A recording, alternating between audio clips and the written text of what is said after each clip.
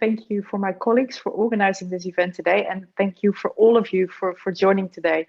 It's an exciting agenda that we have, and I'm sure all of us will learn something new. It's a real pleasure to spend some time with you today to learn from your work and also share a little bit of the work that we've been doing. But before I do that, I wanted to hand over to Jack, who wanted to say a few words to you. So let me just run this little video for you. And let me know if you hear any sounds. Yes, we got sound. Hello, my name is Jack Dangerman, and it's my great pleasure to welcome you to the GIS Day in 2021. This is our 21st anniversary for this day, and its purpose is really grounded in the idea of sharing the great work that GIS professionals and our technology in our field is bringing to the world. Now, it's an amazing thing that happens every year. Thousands and thousands of people get together. They form little groups. They bring their maps. They show what they're doing, and it lays down good footprints. My good friend Will I Am says it's a time to soak it up like with a sponge and rinse it out. Not only learn today, but also share what you learn to other people. Because GIS is growing very rapidly, as we know. It's impacting almost every field on the planet. And nobody hardly knows about it compared to things like social media and the like. So this is an opportunity to share with children, showing them these professional activities that we do with maps and geographic data, and introduce also to executives and people who really don't know about our world, the whole idea of the geographic approach.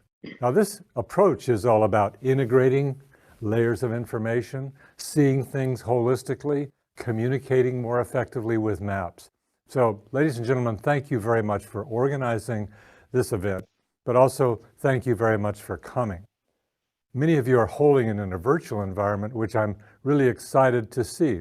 While we miss being together, this new media is allowing us to expand even greater the reach of our great work, your great work really, using geography and GIS to make a better world. So thank you, enjoy the day. So the theme of our UC this year was creating a sustainable future. And I believe with the COP26 just behind us, the climate change and the impact on our planet, on our countries and communities is probably in a lot of people's minds. It's absolutely in mine. And I speak about this with my children, about how GIS can be used to collect the baseline data that's absolutely needed, to analyze that data and to monitor change and ultimately to inform policymaking. And all of us here today form a very strong community of GIS professionals. We come from many different backgrounds, disciplines, we work for different organizations, but together we can absolutely contribute to creating a sustainable future.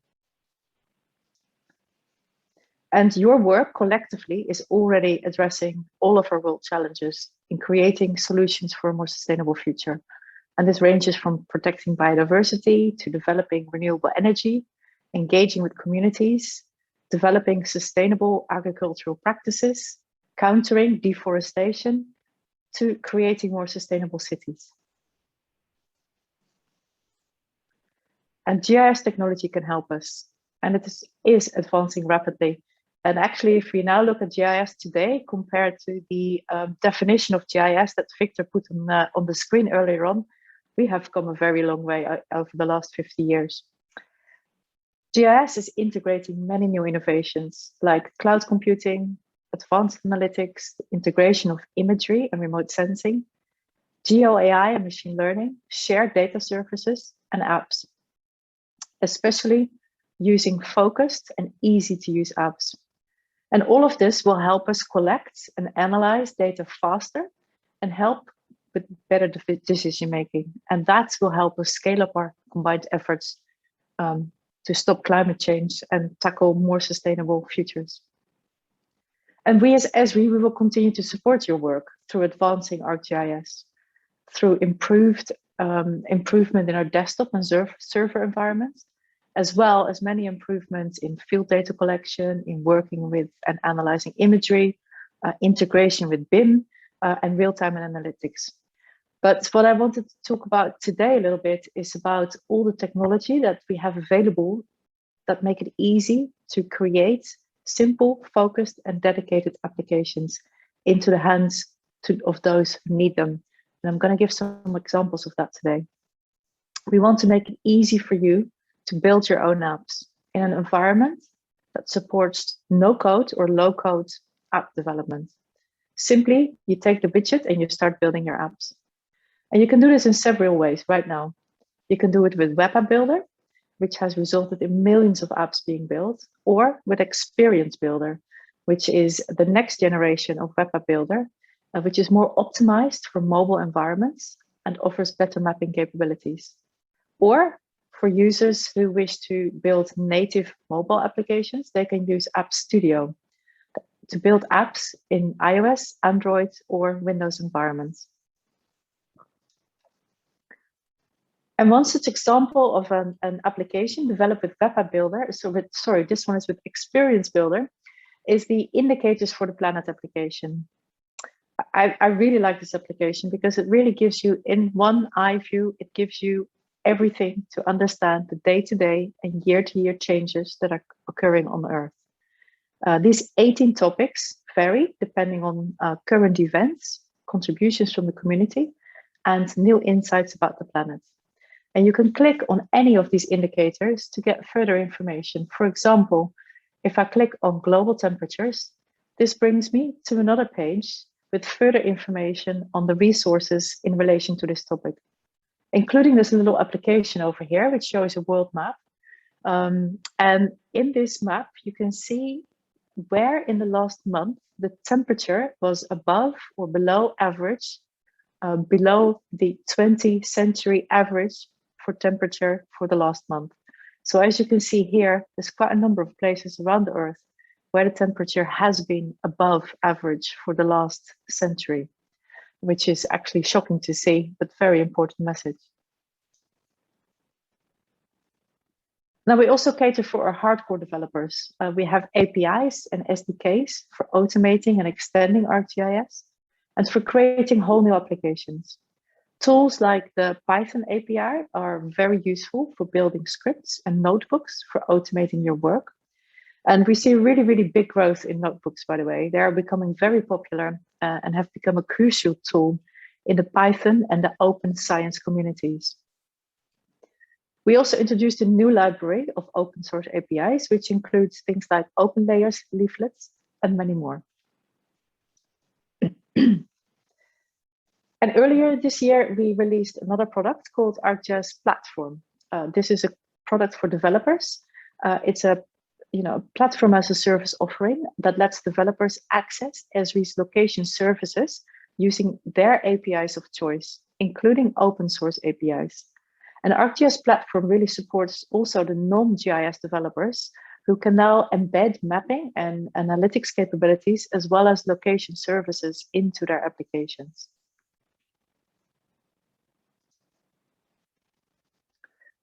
Now, just jumping to data, because data is absolutely a crucial part of the ArcGIS system. And I hope that many of you are familiar with the ArcGIS Living Atlas, which provides ready-to-use content.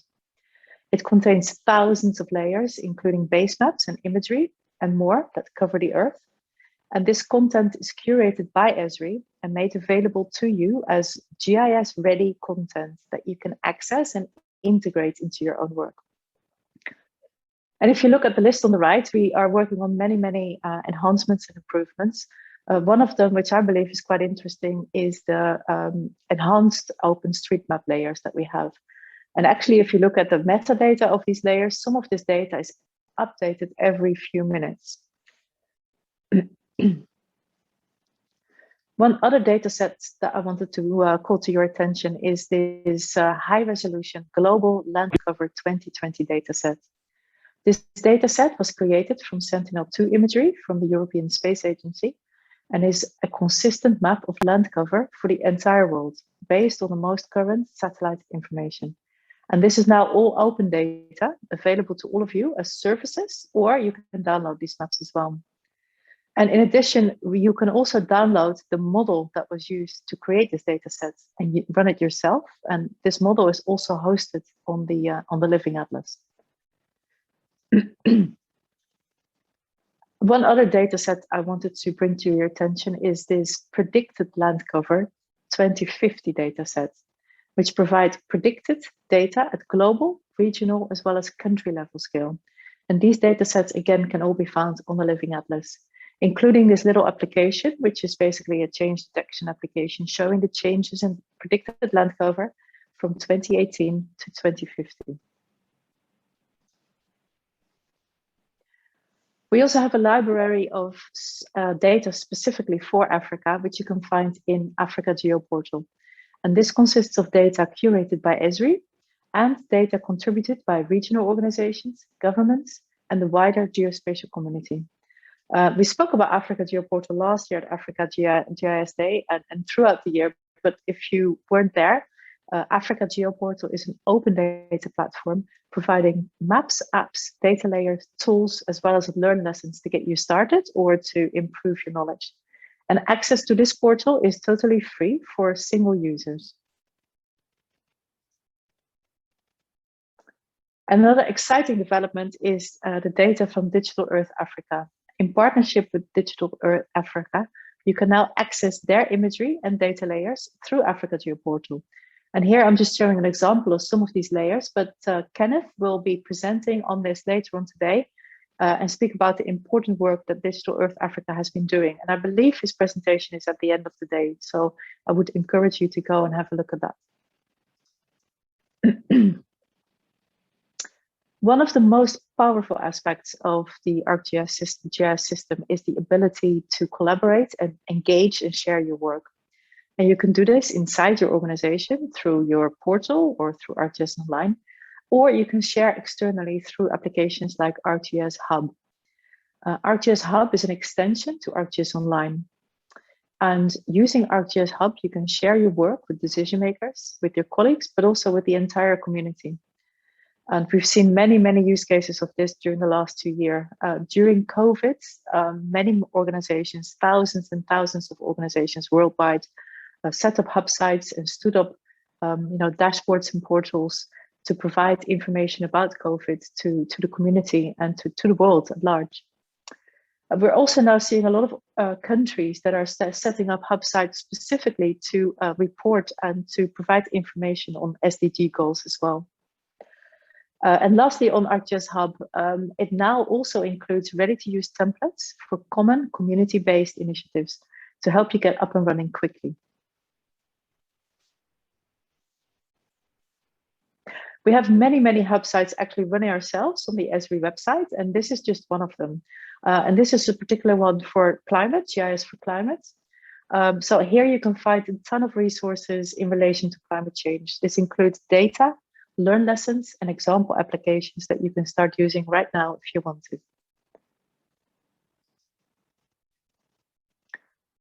And last but not least, StoryMaps. Now, StoryMaps continue to be enormously popular applications, and they're opening up geographic storytelling to all of us. It's, a picture says 1,000 words. It's a really powerful way to present your research or your projects, or to inform and engage with your community.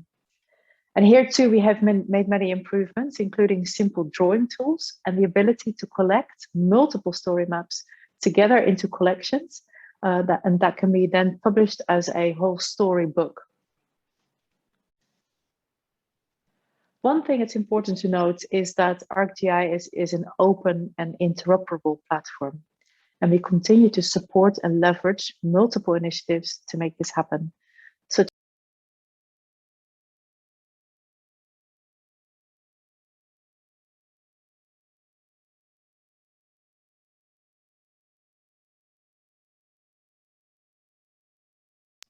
Guys, did I go on mute?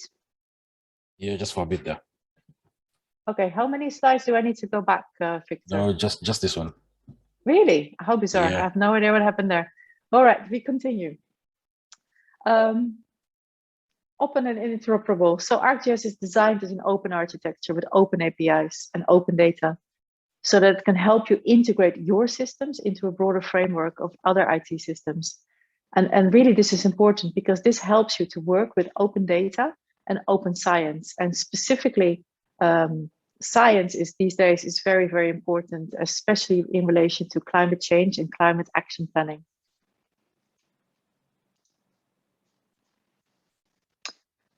One very important aspect of what Esri does as an organization is supporting professional development. And we do this in several ways, starting with technical support, which is staffed by hundreds of people around the world who answer your questions. And we have built a large library as well of books, about over 150 now, and there's more coming. And additional ways for you to stay up to date with ArcGIS and how your peers are utilizing our technology throughout the world include things like podcasts, newsletters, blogs, and websites. And lastly, not sure if you're familiar with this, but we also have an online community called Esri Community, which is a global community of Esri users who share ideas and collaborate on everything geo, basically.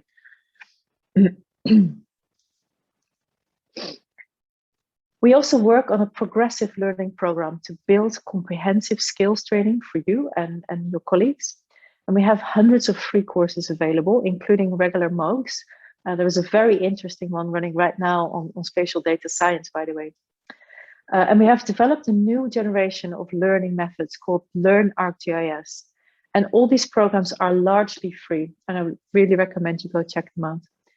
Apart from that, we also offer structured classes for web instruction and instructor-led courses and learning plans to help you achieve certification in our different software offerings.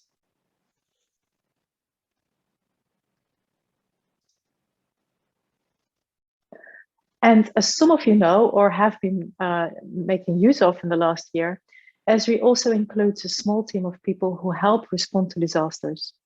And this team supports users in times of need. And they did this during COVID and also during crises such as hurricanes, earthquakes, fires, etc. And we collaborate with a number of other organizations on this, including our distributors, our partners, and volunteering groups such as GIS Core as well as Map Action. Really to bring resources together to effectively respond to efforts that are affecting our planet and our fellow human beings, really. We're working with education institutes all over the world to help build the next generation of geospatial thinkers. And this is through our programs in higher education, where we are supporting around 11,000 colleges and universities across the world. But we're also doing this in primary and secondary schools, where we're working to build geographically literate generations of children. And over 350,000 children around the world have used our ArcGIS online tools already. And if you are interested yourselves, you can become a geo mentor yourself, or you can adopt a teacher or adopt an entire school to work with these people and mentor and educate them. You can get involved, and it's very rewarding work. Now, one particular area that's vulnerable to climate change is conservation and biodiversity. And I know that some of you have attended our Africa Conservation Summit, which we held in September this year, where we had many great speakers presenting the important work that they are doing. We support conservation organizations by providing our software without cost. And worldwide, we are supporting about 12,000 organizations like that, directly or indirectly. Now, we have many, many special relationships in research, in NGOs, in government, in conservation, and with you, I hope. And really, to wrap this up, there's a lot of work ahead of us, and if we want to become more sustainable. And through technology and our global community of GIS professionals, we want to connect society, environment, and economy to help create a more sustainable future. I would like to thank you for your time today, for joining. I wish you a very happy rest of GIS Day and enjoy the rest of the program this afternoon. And I'd like to hand over to the next speaker to continue with the program. Thank you very much.